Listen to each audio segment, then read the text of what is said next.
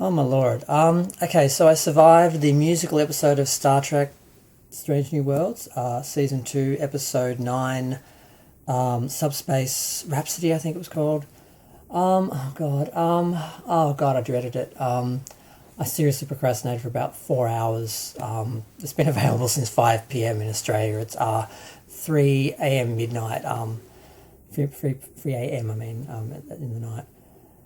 Okay, so the main issue I had with this, I heard they were going to do a musical episode, and I thought, oh God, why? I mean, I've grown up with science fiction not being taken seriously and having to try so hard to be respected and taken seriously. When you look at the Emmys, stuff like that, genre, particularly science fiction, never gets taken seriously. And Star Trek was one of the few shows that did have some respect through generations of people watching the show. It had a level of respect, and I didn't want that to be compromised. I didn't. I mean, in 800 episodes of Star Trek before, New Trek, we'd never had a musical episode. There was talk of it a season or so ago, and I thought they were just throwing it out there to for fun or to scare people. I don't know. When I found out it was a reality, I just thought, oh God, no, they are just going to make it harder for the show to be taken seriously. Once you have images of people dancing around, in their uniforms on these sets, which people already think look ridiculous on some level, it's just going to just depreciate the whole thing.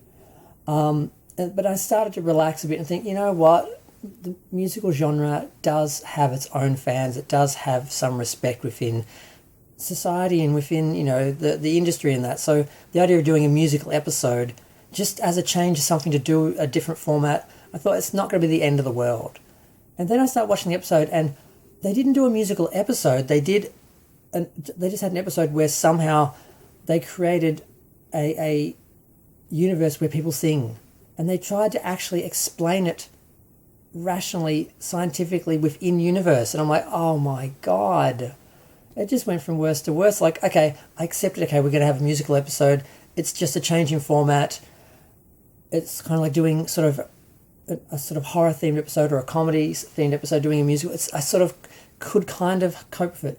And then they tried to do it in universe and tried to explain it with science. And I'm like, this is so, this is breaking my brain. I was sitting there going, my brain is broken. How do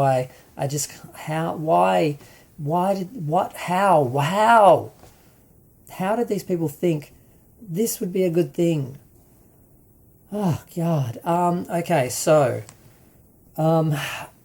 they are looking at a anomaly, subspace anomaly, that they are going to try and use to boost subspace frequency transmissions, because it takes a long time for messages to get anywhere in space. Like to travel light years, it can take weeks for a message to get from, say, Starfleet to a ship on the edge of the universe or whatever. And they're trying to, get to real time. And they're experimenting, it wasn't working, and Spock suggested, why don't you put... No, actually, no, sorry, it was Carol Kane's character, the engineer, who suggested, why don't you try a different type of signal, like maybe music? So she's like, well, how about the American, songbook? So she picks the song, I think, Anything Goes. I don't know what that's from. It must be a famous musical. As a gay, I like musicals.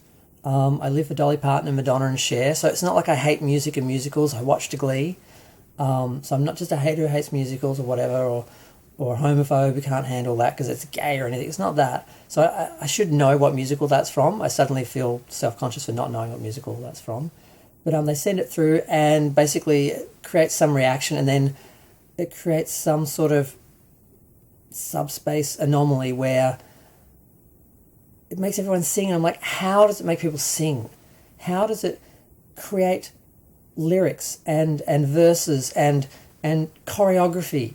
It doesn't make any sense. I could kind of understand how people sing instead of speak, or the idea that when people get emotional, it triggers it, singing and everything. So some elements of it could almost make sense, but the rest of it doesn't. And there's a moment where, because towards the end, they're sort of trying to work this out. The Klingons get involved, and they're going to attack them, or they're going to attack the actual subspace thing, because they realise they were they try to destroy it, and they realize if they do that, it's going to basically make it explode and make things worse and destroy everyone. And if the Klingons attack, it's going to destroy everyone who has been affected by it. And it has affected pretty much the whole of Starfleet through the communications relays and everything.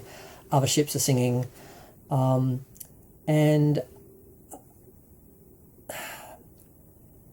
they have the idea that if Spock and Uhura, between the two of them, they realize if we can get the frequency to a certain level, the energy at a certain level, because there's certain energy whenever someone engages and is singing. If we can get enough people singing, we can basically collapse this anomaly, whatever it is. So they basically have to get the whole ship to sing, and I'm like, oh, Jesus.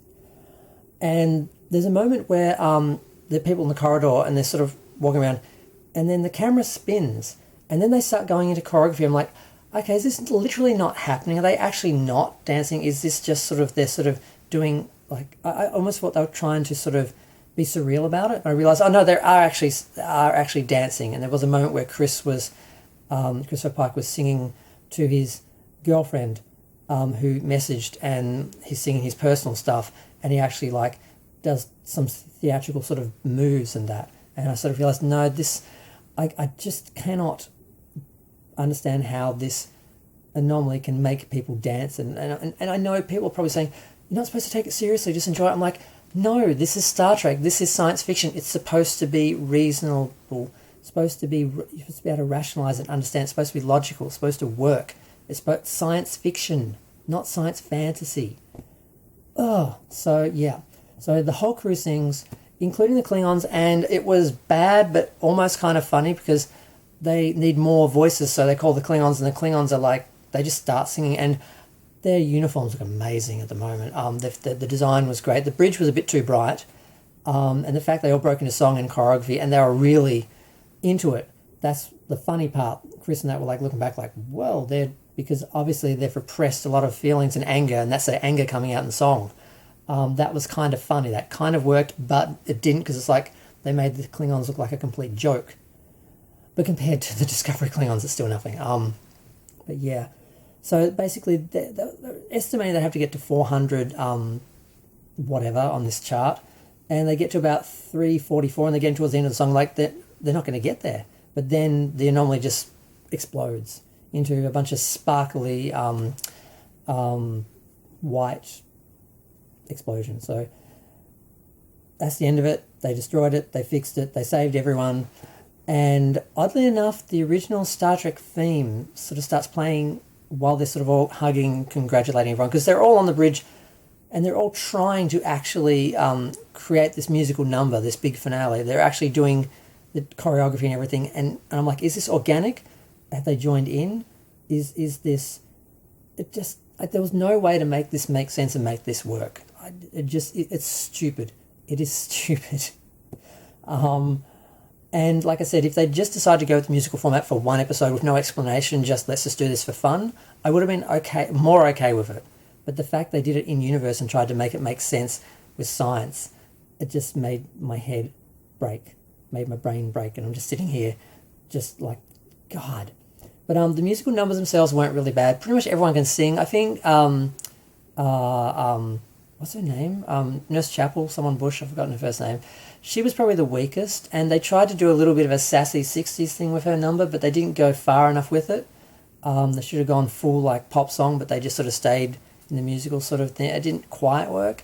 But the song where she basically dumps Spock is a bit harsh and just walks out at the end of it. And then in the next scene, he's talking to Uhura and communicating, and Ethan Peck, before he goes into song, does a really great explanation as to how his feelings, how he's relating to them, that he understands logic, but he also has feelings, and he has really strong feelings, more than other humans, and that he's hurt. And it was quite touching. They did a good job with a couple of the moments because, like I said, it's making people express feelings, and people usually don't go into song until they have some sort of emotional issue. And Lan sings about her issues, Uhura sings about her always feeling isolated and alone and finding a place on the Enterprise as communications officer, and she's the one who connects everyone and gets everyone to sing. And there are some nice elements to the story and how they work things, but the overall just didn't work. This like I said, if they just decided to do a musical episode, just do a musical format for the fun of it for one episode, no explanation, just let's just have fun, I could have gone with it a bit more than trying to get my brain around how this is actually really possible and happening within, the universe. So yeah, it happened. I survived it. I've never seen the Buffy musical, but Buffy had a self-conscious, self-referential sort of thing happening. I could kind of buy it in universe with them in a way because they never really took themselves seriously, and that was part of the appeal of Buffy. Star Trek always did take itself seriously, and I do think this musical episode will be to Star Trek's overall long-term detriment, where people will make fun of it, parody it. There'll be shots of the people singing on the Enterprise bridge, haunting us forever. And I just feel like they just hurt Star Trek. They just really undermined Star Trek. They made a joke out of Star Trek. I don't think that was their intention, but either way, Star Trek stop. I'm going to go.